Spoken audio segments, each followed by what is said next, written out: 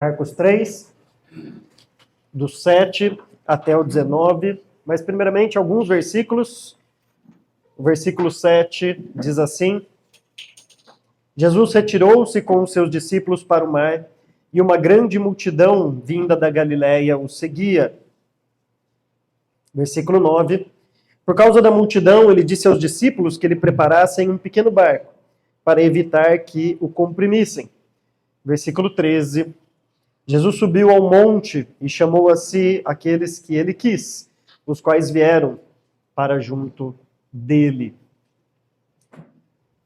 Mais ou menos no século XVI da era cristã, agora, depois de Cristo, para aqueles que gostam de história da música, teve um tipo de música clássica que foi iniciado, se eu não me engano, foi na Itália, né? Aí o pessoal que entende mais depois me corrige aí, que é o tal do concerto, aproximadamente ali no século XVI. E o concerto, ele tinha algumas características peculiares, assim, que eram diferentes do restante. O primeiro delas é que, basicamente, inicialmente, pelo menos, todo o concerto era dividido em 3 movimentos. Embora pudessem ser uma obra composta de vários concertos, mas todos eles tinham 3 movimentos. Mais para frente, existem agora uns 4 movimentos também, enfim, existem outros tipos, mas inicialmente todos eles eram com 3 movimentos. E outra característica do concerto é um diálogo que existe e, ao mesmo tempo, quase que um contraponto entre algum instrumento que se destaca ali de toda a orquestra, que é um solista, ou alguns instrumentos que fazem este solo. E enquanto o restante, todos eles estão ali tocando a sua orquestra. Então houve esse destaque de alguns instrumentos no meio da orquestra. Talvez, mesmo que você não saiba o que é concerto e nunca tenha ouvido falar de concerto, provavelmente você conhece as 4 estações de Vivaldi. São 4 concertos, cada uma com 3 movimentos, uma para cada estação do ano, obviamente. Talvez seja o conceito mais famoso que existe do italiano Vivaldi. Ou talvez você conheça Bach, que escreveu muitos conceitos, entre eles, talvez acho que, pelo menos o que eu conheço, né, na minha limitação de conhecimento de música clássica, os conceitos de Brandenburgo, para mim, se eu não me engano, são os mais famosos dele, pelo menos que eu conheço. São 6 conceitos também, cada um com 3 movimentos. Então, por causa desse destaque, geralmente você tem lá um concerto para violino. Então, é um instrumento, um grupo de instrumentos que vão se destacar diante de toda a orquestra e sempre com esses 3 movimentos. O que nós vamos ver aqui, do versículo 7 até o versículo 19, é um concerto. Concerto realizado pelo Maestro Jesus. Nós vamos ver 3 movimentos acontecendo aqui neste parágrafo, neste grande parágrafo, 3 movimentos orquestrados por Cristo, propositadamente escrito aqui para o Marcos, para mostrar realmente de quem Cristo estava se afastando e quem ele queria destacar diante de toda esta grande orquestra que o acompanhava. E é isso que nós vamos ver. Começando então com o versículo 7, o texto diz assim: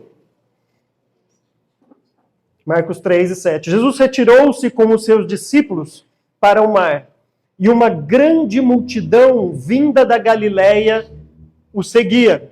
Se vocês lembrarem da mensagem retrasada e da mensagem passada, foram 2 embates que Jesus teve com os judeus. O primeiro, iniciado pelos próprios judeus, quando os discípulos estão colhendo espigas no sábado. O segundo, o Lucas pregou, iniciado pelo próprio Cristo, quando ele devolve a pergunta. Os judeus perguntaram, mas é lícito fazer isso no sábado? E Jesus responde, então vamos lá, é lícito fazer o bem ou não no sábado? Jesus estava entrando em mais um dos embates com os judeus para mostrar e colocar o sábado ali, como nós vimos, no seu devido lugar, dizendo que até ele é senhor do sábado, até do sábado ele é senhor. E diante deste embate com os fariseus, o que acontece aqui é que Jesus, depois disso, ele retira-se. Então, o versículo 7, quando diz que Jesus retirou-se, a gente tem que lembrar do que veio logo antes. Jesus estava no embate com esses fariseus E aí, diante desse embate, ele se retira deles. Obviamente, não necessariamente isso aconteceu no mesmo dia, mas Marcos coloca estes assuntos juntos, relacionados, um versículo após o outro, para dizer que esse retirar-se não é simplesmente um retirar-se geográfico, mas também é um retirar-se, um afastar-se daquilo que aconteceu logo antes. Jesus está dizendo, diante desse embate com os fariseus, eu me retiro deles com os meus discípulos. Então, o primeiro movimento de Jesus aqui nesta passagem é quando ele se afasta dos judeus e se retira para o mar. Na cultura judaica, especialmente na literatura, que a gente chama de literatura intertestamentária, entre Malaquias e as revelações do Novo Testamento, houveram muitos escritos ali, naquela época, escritos que chamam apócrifos, pseudepígrafos, enfim, apocalípticos, várias literaturas judaicas. E várias delas, os autores ali, e isso ficou meio enrustido na mente do judeu, identificavam o mar como um grande inimigo. O mar era o mal para eles ali. Talvez porque Moisés, ao sair, teve que transpor um mar ali, o Mar Vermelho, mas essa ideia do mar era um inimigo para o povo judeu. Vários escritos mostram, de fato, que o mar ali era um mal. Curiosamente, João, o apóstolo João, não é João Marcos, né? O apóstolo João, um judeu, quando descreve a Nova Jerusalém, vai dizer que ali não há mar. Justamente para mostrar para o judeu, vocês não acham que o mar é um problema? Pô, fica tranquilo, na Nova Jerusalém não existe esse mal que vocês acham aí. Então, logicamente, ele está usando uma linguagem em que os judeus achavam que isso era o mal. Agora, veja o que Jesus está fazendo aqui, o que Marcos está registrando. Jesus sai da sinagoga e vai para o mar. Isso na cabeça do judeu era alguém apóstata, era alguém que estava de uma vez por todas deixando a sua religião. Ele estava saindo da sinagoga, em que acabou de ter um embate ali com os judeus, e ele está caminhando agora para o mar. Parece que Marcos quer deixar bem claro, Jesus está deixando para trás nesse primeiro movimento todo esse sistema judeu, esse sistema farisaico e legalista. Nós vimos na ceia agora o Estevão lê, que ele chega lá em João e diz: Satanás é o pai de vocês, enquanto eles achavam que era Moisés, Abraão. Então ele deixa todo esse sistema religioso e vai para o mar. E neste primeiro movimento, o que vai ser característico dos dois primeiros movimentos, é que aparentemente Jesus ganha algo com isso. O texto é escrito aqui, as palavras que Marcos utiliza neste trecho, é para deixar a gente confuso. Obviamente, às vezes no português a gente não vai ter essa confusão como o leitor original tinha, mas para isso que a gente está aqui para explicar para vocês e trazer essa confusão que Marcos quer trazer na nossa mente. Porque esse primeiro movimento, quando Jesus retira-se com seus discípulos para o mar, Marcos diz que uma grande multidão vinda da Galileia o seguia. Esta palavra seguia, ela é utilizada no Evangelho de Marcos sempre para os discípulos, mostrando que os discípulos seguem a Jesus. Lembra que Jesus, nessa grande passagem, nós vimos no capítulo 1, capítulo 2, ele fala para os 4 ali pescando, ele fala para Levi, falou: sigam-me, venham após mim, né? Sejam os meus seguidores. E a palavra que Marcos usa aqui é exatamente essa, para dar a entender, inicialmente, como se parecesse que Jesus saiu ganhando diante desse embate. É como se ele tivesse deixado para trás os fariseus, mas olha só, olha quanta gente seguindo a Jesus. Imagina que você está lá no seu trabalho, seu chefe começa a ter um embate com você, e você acha que você está certo, e ele acha que você está errado, e nisso tudo vocês saem ali um de cara virada para o outro, e você volta, e no café ele está lá sozinho, e você está com um monte de gente ao seu lado, conversando com você, dando aquele apoio. Talvez você dê aquele olhar de lado assim para ele, e fala assim: e aí, tá vendo?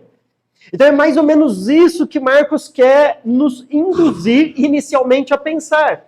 Que ao se afastar dos fariseus, Jesus ganha uma multidão de seguidores. Mas nós vamos ver que existe um segundo movimento. Mas antes disso, olha o que o texto diz no versículo 8. Além disso, Além dessa tradicional multidão que já o seguia, o texto ainda diz: quando ouviram a respeito de tudo que ele estava fazendo, muitas pessoas procedentes da Judéia, de Jerusalém, da Idumeia, das regiões do outro lado do Jordão e dos arredores de Tiro e de Sidom foram atrás dele. Então, imagina a popularidade de Jesus agora neste momento. Qualquer líder religioso, qualquer pessoa que se propõe a iniciar algo diante de uma cena dessa ia ficar totalmente realizado.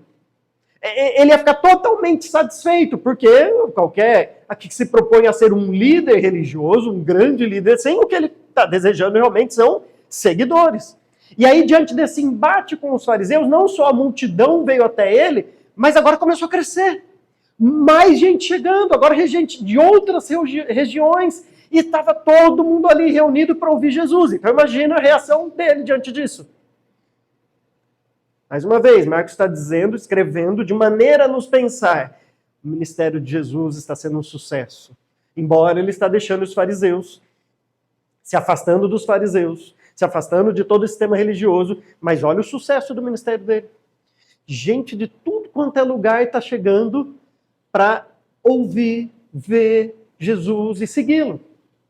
Parece que eles estão querendo ser discípulos de Jesus. Esse é o primeiro movimento. Movimento em que Jesus se afasta dos fariseus e aparentemente ganha uma grande multidão de seguidores. Mas aí há um segundo movimento. O texto diz, no versículo 9, por causa da multidão, ele disse aos discípulos que lhe preparassem um pequeno barco para evitar que o comprimissem. Pois ele havia curado a muitos, de modo que os que sofriam de doenças ficavam se empurrando para conseguir tocar nele. Veja que, como nós já falamos algumas vezes, existem alguns versículos, algumas informações, não só no Evangelho de Marcos, mas em toda a Bíblia, que se nós não entendemos o propósito pelo qual ele está de fato ali, parece que fica aquele versículo, uma informação jogada como se não tivesse nenhuma relevância. Pensa que se esse versículo não tivesse na Bíblia, diante de uma grande multidão, Jesus pede para preparar um barquinho para ele não ser comprimido por esta multidão e agora estar no barco. Talvez, a Bíblia não fala o que ele estava fazendo no barco, mas talvez usando o barco como púlpito, ali, pregando, para não ser comprimido.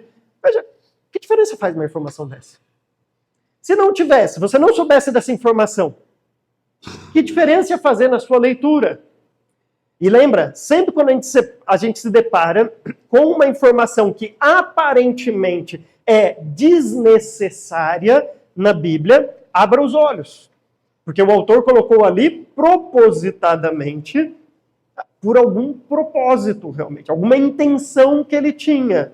E a intenção aqui de Marcos é justamente criar mais um movimento. Veja, mais uma vez, este movimento não é apenas geográfico, não é apenas alguém que está saindo da areia ali do mar e indo para um barquinho nas águas, mas é alguém que está deixando claro que ele está fazendo um afastamento também daquela multidão.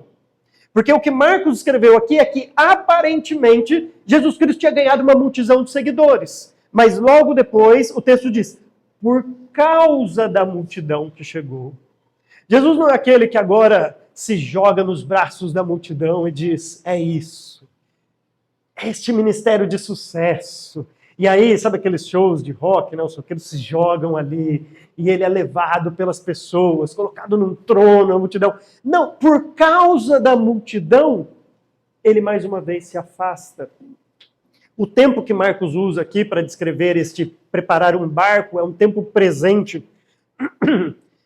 que, se não me engano, a Revista Atualizada traduziu como sempre ter um barco à disposição, porque a ideia pode ser também um uso contínuo, não é? O presente trazer essa questão de uso contínuo. Então, é como se Jesus estivesse dizendo assim, ó, agora a gente sempre tem que ter um barquinho reservado ali.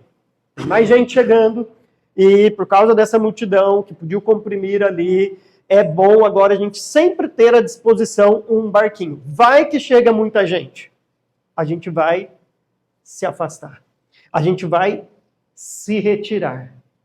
Então veja que, mais uma vez, Jesus se afasta. É um movimento de se afastar daquilo que está acontecendo. E, mais uma vez, Marcos vai descrever um aparente ganho. Se no primeiro movimento, Jesus se afasta dos judeus e aparentemente ganha uma multidão de seguidores, no segundo movimento, Jesus se afasta dessa multidão e aparentemente ganha excelentes proclamadores. Olha o que o texto vai dizer. No versículo 11. Sempre que os espíritos imundos o viam, prostravam-se diante dele e gritavam: Tu és o Filho de Deus. A gente acabou de ver aqui também na ceia, o Estevão lendo lá João 8 e Jesus jogando argumentos, tentando convencer ali os judeus, mostrando a sua divindade, quem de fato ele era. Aqui são proclamadores que estavam não só dizendo, não só falando algo, mas o texto é bem enfático, dizendo que eles estavam gritando. Talvez Jesus podia chegar e falar assim, ó, vamos colocar vocês aqui em posições estratégicas. Eu tenho uma multidão de seguidores, vamos colocar os endemoniados um em cada canto, e enquanto a gente anda na multidão, vocês ficam proclamando. Tá aí, chegou o Filho de Deus. Ele, de fato, não era o Filho de Deus. A informação não estava correta. Não parece que é uma proclamação boa de se ter, correta a respeito de Cristo. Convenhamos que alguém que chamaria um pouco de atenção das pessoas, todo mundo pararia para ouvir, porque é um endemoniado. Estava lá parecendo que está endemoniado, então era alguém que tinha uma publicidade garantida, porque ele estava ali todo contorcendo, e aí todo mundo parando, o que ele ia falar? Está aqui o Filho de Deus. Perceba que mais uma vez Marcos constrói dizendo assim, ó, tudo bem, ele está se afastando da multidão, mas ele está ganhando. Olha o benefício que ele está tendo. Agora tem esses daqui que estão proclamando, estão gritando. Veja, a Bíblia toda fala para a igreja, para o povo de Deus, para Israel, proclamar para as nações, para a igreja proclamar. E quantas vezes a gente não proclama, a gente não fala quando a gente precisa falar. E tem aqui seres que estão gritando as verdades que nós precisamos falar. Então, parece, mais uma vez, Jesus saiu ganhando disso. Ele se afastou da multidão. Mas olha, alguns diriam, Deus o honrou. Ele se afastou, mas ele ganhou proclamadores. Só que vem o terceiro movimento. Então, no primeiro movimento, ele se afasta daqueles judeus que ele teve embate, sai da sinagoga, vai para o mar, e aparentemente ele ganha uma multidão de seguidores. Mas no segundo movimento, ele se afasta agora desta multidão, vai para um barquinho, talvez no mar ali, na água, e aparentemente ganha excelentes proclamadores. Pessoas estavam gritando, mas endemoniadas. Então vem o nosso terceiro movimento da cena, que obviamente é sempre o grande finale de qualquer concerto. O texto vai dizer assim, versículo 12.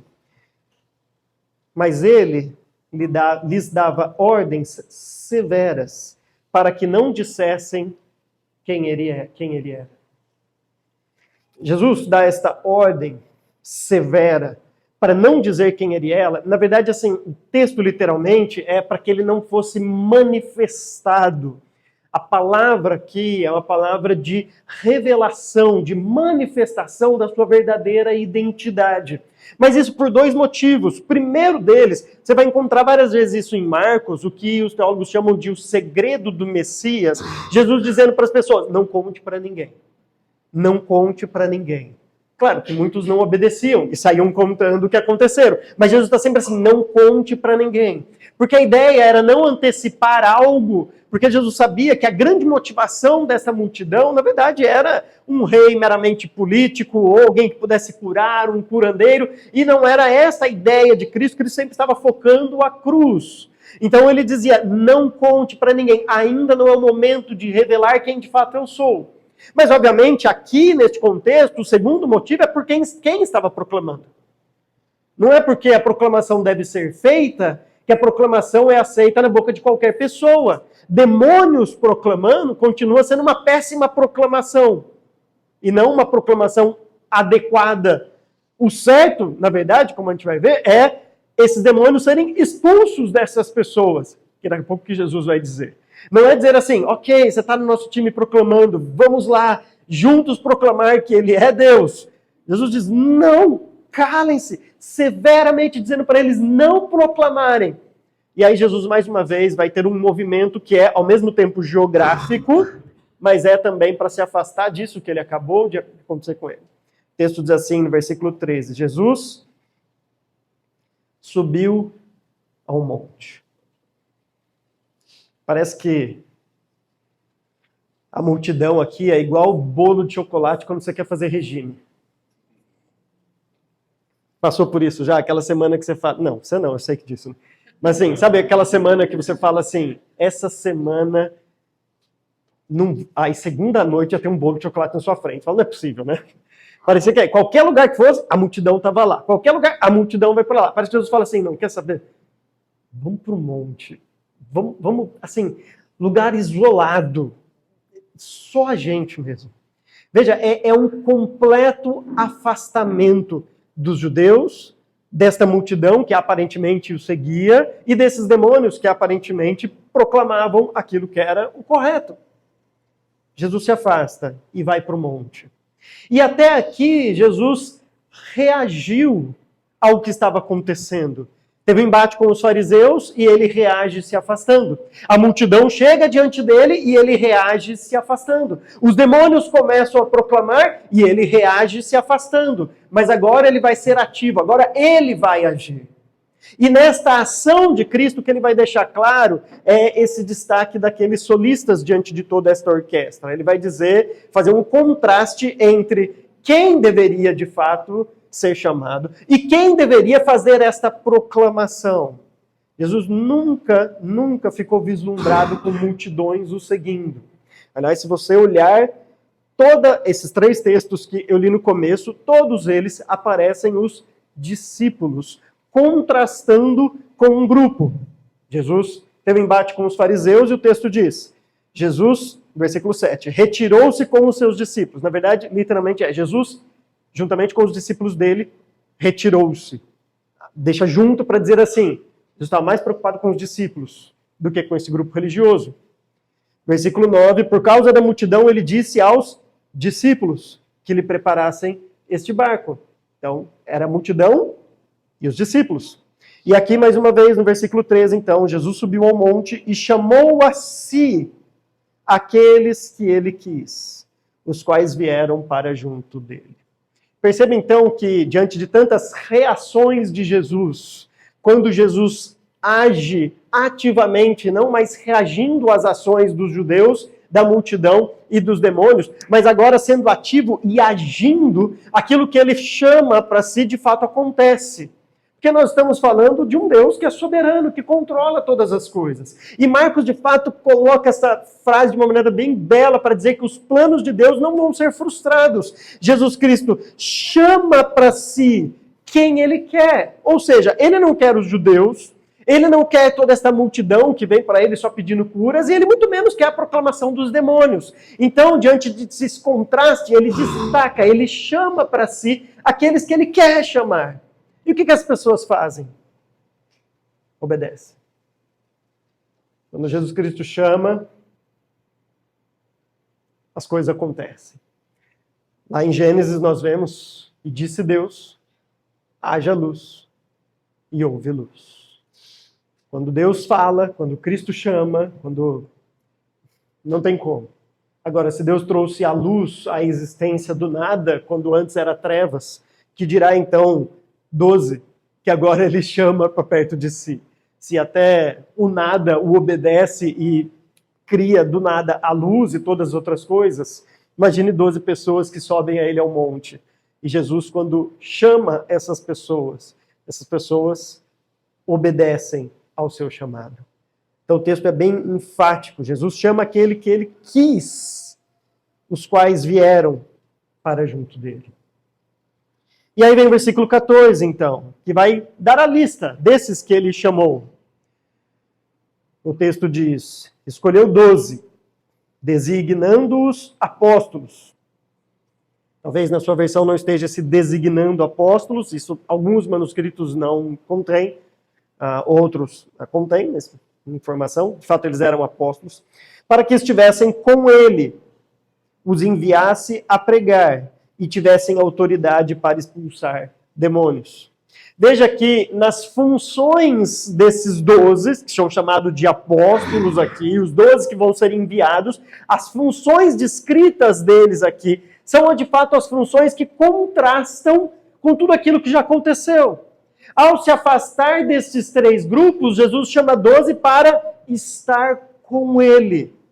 Veja, os judeus estavam com ele, a multidão foram até ele, e os demônios estavam lá com ele. Mas Jesus se afasta de todos eles e chama 12 que o obedeceram para, primeiramente, estar com ele. Sabe que a gente pensa muitas vezes que o cristianismo se resume a algo que eu vou fazer em prol do reino. E de fato, nós somos chamados para desempenhar algum tipo de função. Mas antes de ser algo que eu faço, o cristianismo diz respeito também a uma pessoa que eu ando junto, que eu estou perto. E tem muita gente super ativa no cristianismo, fazendo tantas coisas, mas tantas coisas, que não sobra tempo para estar perto de Jesus Cristo. Tem aquele tempo de oração, conversa mesmo com Cristo, leitura da palavra, de caminhar com Ele diariamente. Veja, não é para você deixar de fazer tudo, ou talvez algumas coisas vão ser necessárias, mas não é para dizer então assim, então agora é só caminhar com Cristo. Não, de fato a gente tem que fazer algo, nós somos chamados a isso, a fazer como os discípulos vão ser aqui, mas antes do fazer, parece que Jesus chama a comunhão, a estar com Ele, antes de fazer algo por Ele.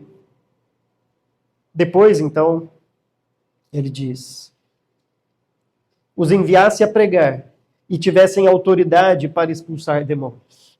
Contrastando, então, os judeus, a multidão e os demônios que vieram até ele, Jesus se afasta deles e quer estar com esses 12. E contrastando a pregação desses demônios, a suposta pregação deles, Jesus diz, não são os demônios que vão dizer tu és o Filho de Deus. São esses 12 que eu escolho agora e que obedecem. Eles é que vão pregar. São eles que vão ser enviados para proclamar. E mais, lembrem-se, vocês não são amigos porque estão proclamando aparentemente a mesma coisa desses demônios. Vocês vão ser aqueles enviados para proclamar e ao mesmo tempo expulsar. Nós não estamos juntos neste reino, não estamos unidos 2 forças por um propósito igual de proclamar tu és o Cristo, Filho de Deus. Não, vocês vão proclamar e ao mesmo tempo vão calar a boca desses demônios. E ao mesmo tempo vão deixar claro que o império da luz não convive, não condiz com o império das trevas. Vocês são chamados a proclamar e ao mesmo tempo combater estes demônios. Eu estou toda hora fazendo assim e os demônios eu aponto para cá. O pessoal daqui vai ficar bravo com isso. Vocês perceberam, né? Peraí, os demônios? E os demônios? Não é nada pessoal. Tá, fica tranquilo. Tá. Eu estou com receio. Okay? Então eles são chamados para estar com Jesus, para pregar e que tivessem autoridade para expulsar esses demônios. Agora, então o texto está sendo construído, Jesus se afastando dos judeus, que eram os grandes religiosos daquela época. Jesus se afasta da multidão, que é o que todo líder gostaria. Jesus se afasta daqueles que estavam aparentemente proclamando, gritando, como se fosse uma coisa boa. Jesus se afasta deles também. E agora Jesus diz assim, eu vou selecionar o meu Dream Team aqui. Veja que o texto está sendo construído, como você fala assim, agora... Não. Se Jesus recusou tudo isso, é porque ele tem uma carta na manga. Agora vem assim, vocês não contavam com quem eu vou chamar. Primeiro nome, aquela expectativa, né? Convocação da Copa do Mundo. Sabe? Primeiro nome. Aí ele diz, esses são os 12 que ele escolheu. Simão, a quem deu o nome de Pedro. Pois espera aí, Marcos já falou sobre ele. É aquele mesmo pescador do capítulo 1? Eu estava esperando assim, né? Você afastou tanto, vai chamar 12. Tudo isso não serve para Jesus. Ele assim, agora vem mesmo aí. Começa com pescador, Simão, e não dá nem as credenciais dele. Só diz assim, Simão, de nome Pedro. É isso. É só isso. Mas talvez melhore. Vamos lá. Seguindo, versículo 17. Tiago, filho de Zebedeu, e João, seu irmão, os quais deu o nome de Boanerges, que significa filhos do trovão. Mais uma vez, esses dois já apareceram, estavam consertando as redes lá no primeiro capítulo. E cadê o currículo deles? Cadê o pedigree? Cadê o que eles vão fazer, de fato? Só está falando que é uma palavra em aramaico, né? Boanerges, por isso que Marcos traduz, que significa, porque lembra, leitores romanos, que ele está escrevendo, não sabiam de aramaico. Se fosse pra gente, não precisa traduzir, né? Mas eles não sabiam aramaico, então Marcos diz assim, ó, eles chamam Boanerges, Jesus mesmo desse nome, que significa filhos do trovão. Tá explicando, mas nem sei se é uma coisa tão boa assim de se falar de alguém. A gente conhece a impetuosidade desses dois. Foram aqueles que disseram assim, Jesus, se o senhor quiser, a gente ora aí e vem uma rajada de trovão na cabeça desses dois. Lembra daquela cena? É esses daqui. É esses dois. Queriam fulminar ali o pessoal. Assim. Depois vem André, que era o irmão de Simão ali. E depois vem outros que, no fim das contas, a gente nem sabe quem que é direito. Quando você fala assim para as pessoas, fale os 12 apóstolos, a maioria nem lembra de Tadeu, Judas Tadeu. E mal aparece. O texto diz aqui, continuando, né? André, Felipe, Bartolomeu, Mateus, Tomé, Tiago, filho de Alfeu, Tadeu, Simão o Zelote e Judas Iscariotes. E aí vem a nota dele. Ele tem um currículo que o traiu. Veja, essas listas sempre são colocadas como numa ordem de, não sei se importância, mas daqueles que se colocam como os líderes dentro dos 12. Então, se você olhar, de fato, para todo o evangelho, não só de Marcos, mas os outros evangelhos vão apresentar que Pedro, Tiago e João sempre estiveram junto ali com Jesus. Lembra? Na transfiguração, no barquinho. Eles sempre estão ali junto com Jesus, mais próximos de Cristo. João é aquele que estava do lado da ceia, na ceia de Jesus.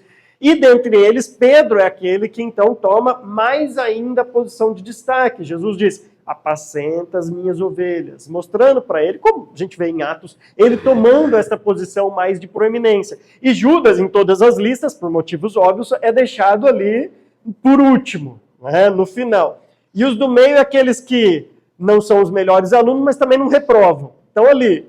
Né, não se fala muita coisa deles, mas sabe, está ali. Estão fazendo o papel deles ali. Na história extra-bíblica, extra-canônica que nós temos, livros, conta algumas coisas a respeito deles, mas nada de registro muito bíblico de muitos desses aqui. Tomé, você tem alguma coisa ali sobre ele, aquela dúvida, e aí ele ficou famoso por isso.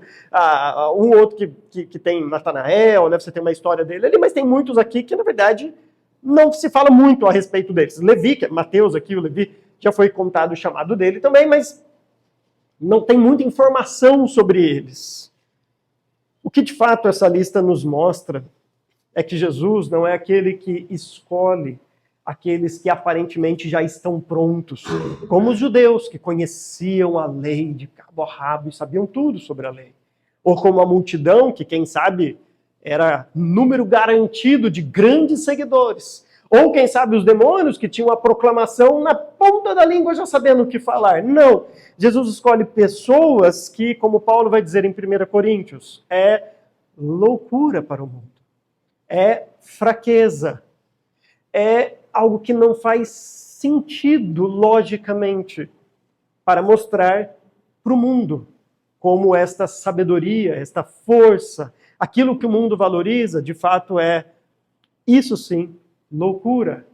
E veja, quando uma lista desta é apresentada, essa lista, você deve olhar para ela e dizer, se o meu nome estivesse aqui, e um dia o meu nome fosse pregado, este que está aí pregando, dando risada desse nome, ia dar risada do meu nome também.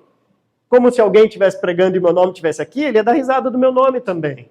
Ele ia dizer, espera aí, Rafael aqui no meio, não faz sentido nenhum. Nem pescador eu era antes. Nem isso. Veja, então a lista é justamente para mostrar, quando Jesus chama quem ele quer, estes obedecem, independente de quem são, independente do que ainda sabem, independente do que ainda fazem. Porque é melhor pessoas assim para que Deus transforme, do que aqueles que acham que já estão prontos, com todo o seu conhecimento teológico como judeus, com toda a multidão garantida, como a multidão que seguia Jesus, e com esses demônios que já estavam com a proclamação na ponta dos lábios. Jesus se afasta de todos eles. Se afasta dos judeus, se afasta da multidão e se afasta dos demônios, para subir ao monte e chamar para si aqueles que ele quer. E aí então Jesus destaca diante da multidão estes 12 solistas diante deste conceito e diz: são eles que eu vou enviar, são eles que eu vou proclamar, e não todos esses que chegaram diante de mim. Irmãos, nós somos salvos por Cristo, e glória a Deus por isso. Mas não pense em nenhum momento que você foi salvo, que Cristo um dia te chamou e você obedeceu ao chamado dele, a graça que te chamou, porque algo em você... Sim, se você não viesse, o reino não seria o mesmo. Sabe, sim, o que seria do reino de Deus sem a sua presença? Não pensemos nisso de jeito nenhum. A nossa condição, se não igual, talvez fosse até pior do que esses discípulos. Mas Deus, para confundir toda esta falsa sabedoria do mundo, nos chamou à salvação, nos escolheu. Diante disso, o que nós temos que fazer é simplesmente agradecer a Deus e louvar a Ele por toda a eternidade, como de fato nós faremos, começando aqui, por este chamado inexplicável de decidir me salvar e de escolher para estar junto dele. Agora, ele não só nos chama para sermos salvos, mas se ele te chamou para ser salvo, significa que ele deseja que você tenha uma vida de comunhão com ele. Lembra? Para estar com ele. Qual a importância que nós estamos dando para isso? E eu vou te dizer que o culto público é o ponto máximo desta intimidade com Deus. E você pode ter certeza que pessoas que começam a deixar de vir no culto, isso não é o grande problema. Isso é a consequência de algo que já deixou de ser feito lá em casa. Quando está só no seu quarto. A leitura da Bíblia, a oração, o meditar com Deus, caminhar com Deus. E quando nós fazemos essas coisas, a gente passa a semana inteira ansiando o dia que a gente vai chegar e encontrar com as pessoas que também estão fazendo isso, para agora juntos continuarmos a fazer as mesmas coisas. Cultuar a Deus. Irmãos, nós somos chamados para isso. Intimidade com o nosso Deus. Deus quer caminhar conosco. Deus quer que estejamos junto dele. E a gente precisa realmente entender a importância de estarmos perto de Deus. E por fim, Deus nos chamou para proclamar. Deus poderia ter chamado quem ele quisesse. Mas ele nos chamou, assim como esses 12, para sermos enviados e para proclamarmos estas verdades. A partir de amanhã, passando mais uma semana, antes de você voltar aqui à igreja, você vai se encontrar com pessoas que eu não vou me encontrar. Talvez com algumas que só você vai encontrar. E talvez com algumas que você é o único cristão que passará pela vida delas durante essa semana. Nós que temos que proclamar estas verdades. Do mesmo jeito que Jesus nos salvou e nos chamou, Jesus Cristo também pode salvar e chamar quem ele quiser. E ele decidiu nos usar para isso, irmãos. Amém?